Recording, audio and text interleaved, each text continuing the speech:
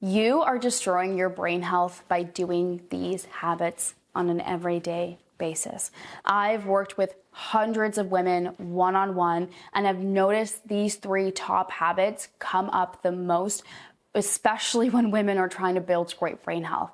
Unfortunately, what these habits are doing is they're keeping them more stuck, and they're keeping you more stuck in the current place that you are right now. And these aren't big habits. I'm not talking about like binge eating or those big things. These are the little subconscious things that you don't even notice yourself doing because you're just doing them so on automatic. If you're new to this channel, my name is Dr. Bisley Natalie. I'm the holistic brain doctor, and I teach women how to heal their brain health so they can elevate their self-worth.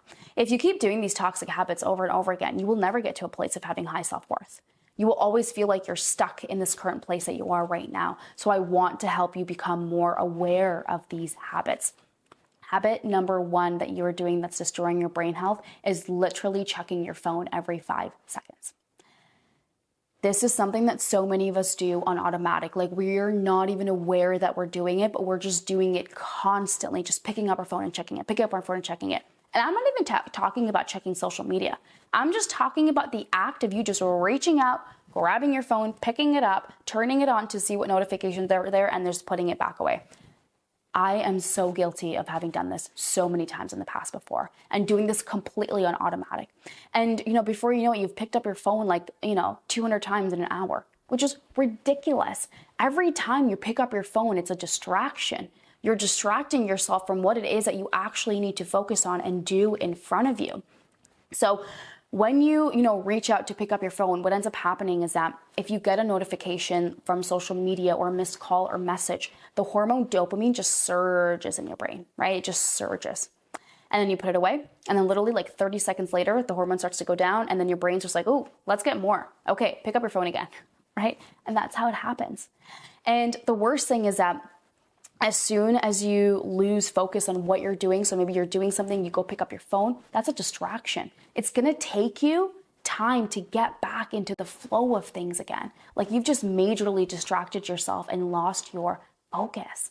So you really need to become aware of this. This is such a toxic habit. It seems small, but it adds up over time, because over time you're frying your dopamine system. It's going to be harder and harder for you to focus and concentrate on what's in front of you, because your brain is always craving that rush of dopamine, that, anything that can give it that. And your phone does such a great job of just doing that. And the thing is that what you'll notice over time is that you're just picking up your phone more and more often, because what you were doing before, the number of times you were doing it before, just doesn't work the same anymore. So you now need to subconsciously do it more and more to get that same rush and rise in dopamine. Like, how, powerful and a little bit wild is that, right? Like, how wild is that? This small act is destroying your brain health. It's taking away from your focus and concentration, what you should be doing in long term. It's literally wreaking havoc on your dopamine system. So you need to be aware of this. The other thing too is that, right? Subconsciously, there's a reason that you're doing this too. So yes, there's that piece about that dopamine hit as well, but so many of us who experience low self-worth, we look for hits from other places. We look for validation from other places. And validation can look like calls, messages, notifications from social media, to know that we're valuable and worthy and that people love us. So tune into that. Do you find that when you're doing something in front of you that questions your value and worth, you quickly run to your phone to just check? Something really important to tune into and look at, because there's definitely a deeper root piece happening here as to why you have this urge to constantly go and check your phone. And I'm sure that if you look at it, you maybe find a pattern, right? Maybe you're working on something hard in front of you and you don't understand it or get it, and you just have this urge to go and check your phone. So you got that validation, that you are good enough, you're smart enough, whatever it is. So start taking a look at that. When do you have these urges to go pick up your phone? And instead of picking up your phone, what can you do about it?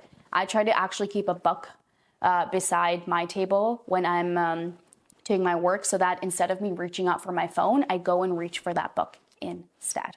So replacing a habit with another habit from Atomic Habits, it's such a great and simple way to really start letting go of that habit of constantly reaching out for your phone. So start taking note of this. I know that you relate to this, and do something about it, because this is destroying your brain health. The next tip that I have for you, the next habit that's really destroying your brain health, is you putting 1,000 things on your list to do for the day, and then, only really being able to get through like 3, 4, 5 of them. You're being unrealistic about how much time you have to do things.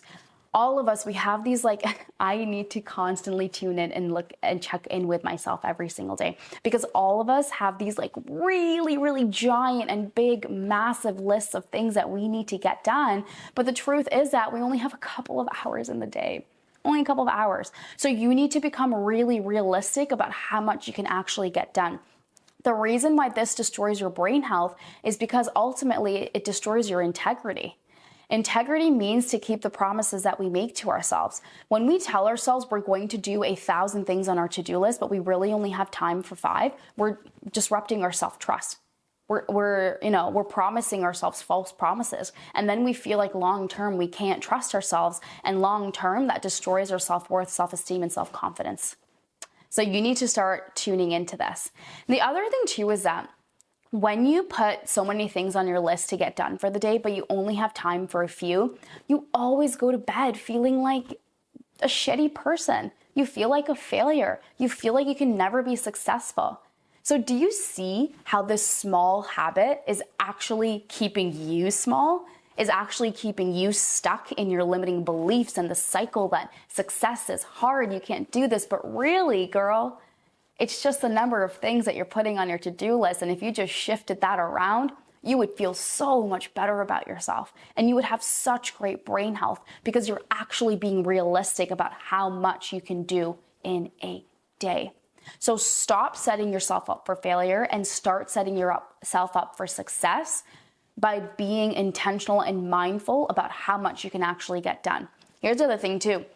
This is going to really help you get a control over your overthinking, over constantly feeling stressed and rushed, because now you're being realistic about how much you can get done.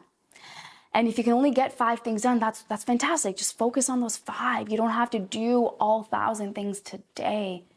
It takes time. And all of us have this never-ending to-do list. So you are definitely not alone when it comes to that. But please give yourself grace. Stop destroying your integrity and self-worth and confidence by putting on so many things on your list to do for the day. The last toxic habit that I want to share with you that is probably destroying your brain health is you isolating yourself when stuff gets hard instead of reaching out. I know you relate to this. I know you do. This is how you're keeping yourself stuck in your limiting belief. You're keeping yourself more stuck in this place of feeling like you're not good enough, you're not loved, that no one cares. And you're doing this to yourself because instead of reaching out, you're isolating yourself and keeping yourself further away from people. We're not meant to live this life alone. We're meant to live this life alongside other people. That's what makes life beautiful. What makes life beautiful is our community, the people that we're around, the experiences that we have. And if you keep isolating yourself, you never give anybody else a chance to support you and help you and be there for you. And then you sit and wonder why nobody loves you, why nobody's there for you. People don't know they need to be there for you. You have to be the one to reach out to get help and support. No one's going to come knocking on your door unless, you really show some crazy symptoms, but no one's going to come knocking on your door and be like, hey, I just had this feeling. I needed to come check in on you. Are you okay? I just want to tell you you're loved. No, you have to be the one to reach out to get that help and support. You isolating yourself is a way that you are self-sabotaging.